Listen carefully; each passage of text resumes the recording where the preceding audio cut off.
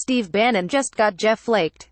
The former Trump strategist who has been on a chest-thumping tour vowing to defeat any Republican officeholder insufficiently loyal to Donald Trump got savagely attacked by the president for his insufficient loyalty. Nothing with Trump is final. Perhaps he'll be talking to Bannon again soon enough. But Trump has dealt a severe blow to a man who has built a brand upon being the ultimate Trumpist, waging perpetual war against the establishment for the good of his liege lord in the White House. Bannon finds himself in the position of a parish priest who has been roundly denounced by the Pope, whose claim to represent the true faith is more likely to stand up. This is the crux of the matter. Bannon thinks he created Trump, and Trump thinks he created Bannon. They had a fundamental disagreement about who was using whom, and in any such conflict, the President of the United States is going to win. The Trump statement on Bannon is, of course, exaggerated and overly harsh. It nonetheless nails important things about the former White House official. He was an inveterate leaker and poisonous infighter. Some of Bannon's energy was devoted to trying to destroy Trump's notably non-corrupt and non-kooky National Security Advisor, H.R. McMaster.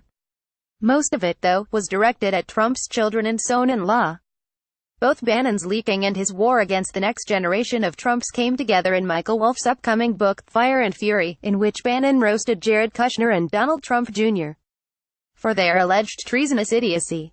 It's as if Reagan budget director David Stockman, in his notorious interview with The Atlantic magazine in 1981, had slammed not only Ronald Reagan's fiscal policy, but his kids as well.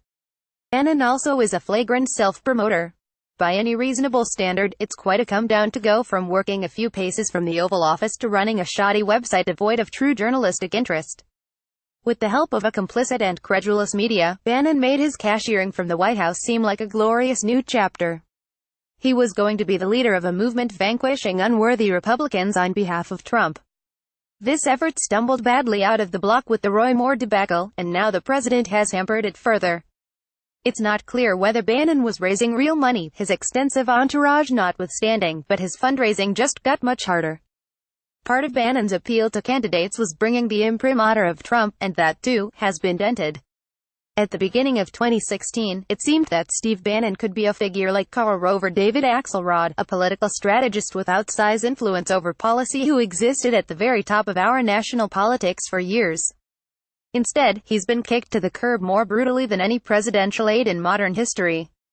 This, obviously, has much to do with Trump himself, who is volatile, jealous of media attention and insistent that loyalty runs only one way, up to him.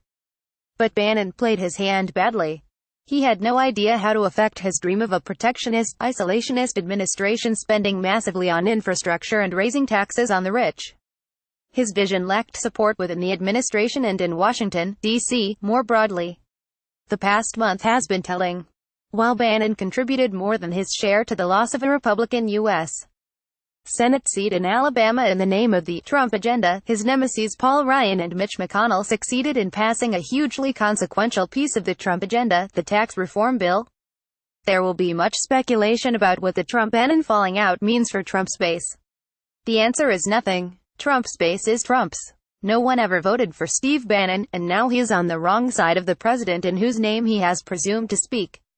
Rich Lowry is editor of National Review. Talk back at Letterstow editor at bostonherald.com.